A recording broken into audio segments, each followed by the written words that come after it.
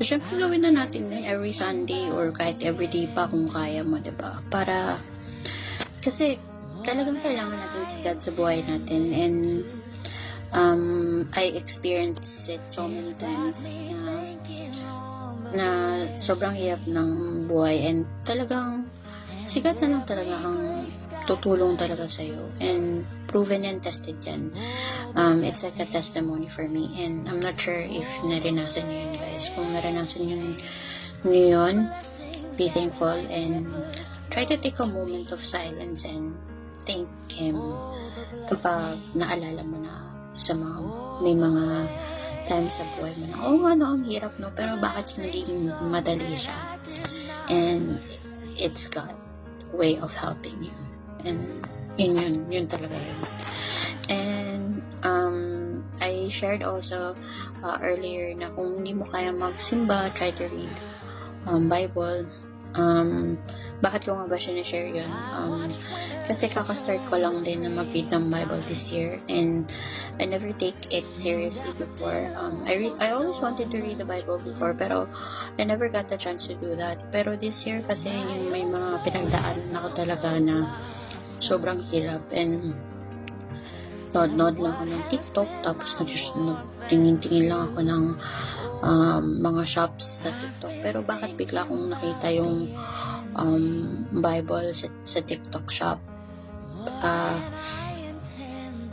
So yun. So parang sabi ko, maybe it's God of like telling me na, if you want to be closer to me, then you should buy your own Bible and magbasa ka ng Bible.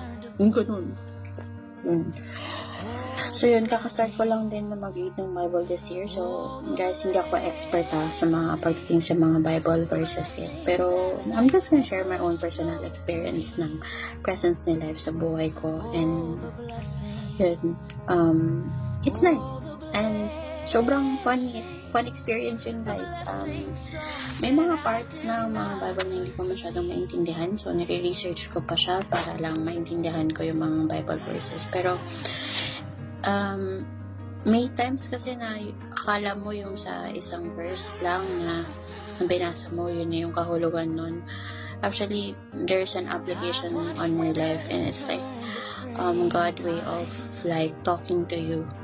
May times na babasahin mo yung isang verse, parang iba yung pagkakaintindi mo at iba yung somehow relation nun sa buhay mo. And pag tinulit mo ulit basahin yun, maybe iba ulit yung magiging interpretation mo at how important that verse is into verses sa buhay mo. So wala, sobrang fun experience lang siya for me. And I also saw a video na sinasabi na God can be funny as well. Yeah, totoo yun, na-experience ko kasi may mga verses na binabasa ko na ang cute lang, nakakatawa lang na, yeah, God can be really funny as well. So yun, ang ganda lang ng experience na yun, na may mga times na nag-aas sa kanya yung mga disciples na, and the way He answers those questions na God can be really funny din pala talaga. So proven and tested yun, guys. So sana ma-experience nyo din yun kapag nag-read kayo ng Bible. And the next one is this is the last part before i-end ko yung realization natin. Whenever we try to get closer to God, bakit nga ba parang mas nagiging mas mahirap, and bakit mas nagiging challenging, at bakit mas binibigyan tayo ng challenges ni God? So this year, diba, sabi ko sa inyo ng mga previous videos na share ko is nagkakaroon pa rin ako ng problema. And there is another one na naman na experience ko right now, another problem sa buhay. And I just got the news today, and hindi ko rin alam kung paano ko i-deal yun. And kaya nga sabi ko, gawa na nga lang ako ng video para kahit pa paano mawala yung stress ko, ma-share ko yung mga nasa isip ko. And diba, parang kung iisipin mo na, ano ba yan? Tinatry ko na nga maging close sa'yo. God, bakit naman ganun? Ba't parang lagi na lang mas lalong nagiging mahirap at ba't lagi mo nalang pinibigyan ng problema? Bakit ganun? Diba? So, mapapatanong ka na lang. Pero, na-realize ko is, the more you get closer to God, mas nagiging better ka, mas nagiging mature ka, mas nagiging strong ka. At, mas binibigyan ka niya ng mas malaking problema kasi alam niya na nakaya mo na yun. Sana tama yung interpretation ko. O sana tama yung reflection ko. Pero, yun nga. Binibigyan tayo ng mas mabigat na problema ni God kasi alam niyang kakayanin natin.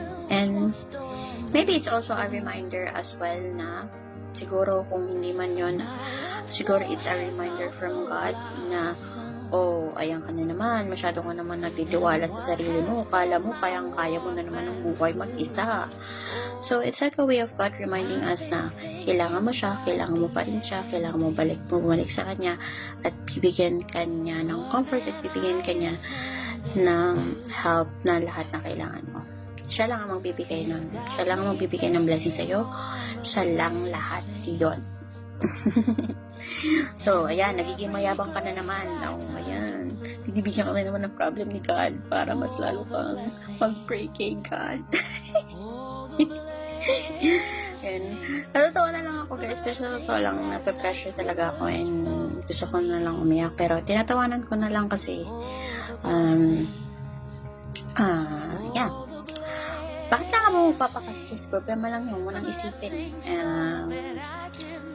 Pero mamaya isipin ko. Pagkatapos ng video. Yun lang guys. So, let's end with our realization. So, ang haba nun tong part 2 na naman. Ano ba yun? Sasabihin na naman sa akin ng partner ko, ba't ang haba-haba na naman ng video mo? Diba, daily realization lang, pero ba't ang haba-haba na? Ayun, let's go back to realization. Ang bilis ko kasing, isa sa mga sakit ko yun guys, mabilis ako ma-distract and sorry talaga. And then, so go back sa bumalik ka na sa realization mo, ano ba? Okay, ayan. So, let's end with our realization na, yun nga, I think, nasabi ko naman na yung mga dapat kong sabihin. And just to wrap up na lang yung mga pinag-usapan natin kanina, yung mga shinare ko na God is always there. It's just a matter of you na going back to Him. And ang faith lalong yung tinitest ni God the more na you try to get closer to Him.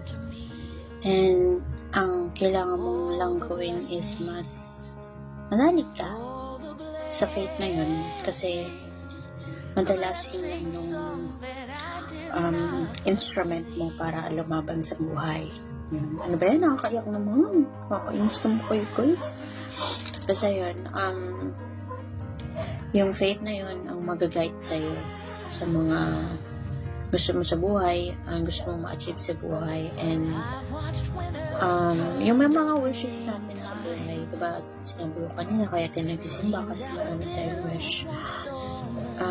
Of course, marami tayong wish, pero of course, andyan si God para tulungan tayo na matupad yung mga wish na yun.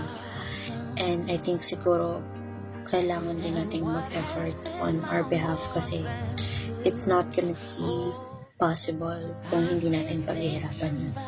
Kailangan nating paghirapan yun. I think there's a saying, just do your best and God will do the rest. So, yeah, kailangan mo lang gawin yung part mo and He will do the rest. Yun lang. And yeah, I hope you guys enjoy nitong mga videos ko. Hindi ko alam kung nakaka-relate kayo. Please let me know kung kailangan ko pa bang ituloy ito. At yun lang naman guys. Thank you again for joining me today and see you next time. Bye!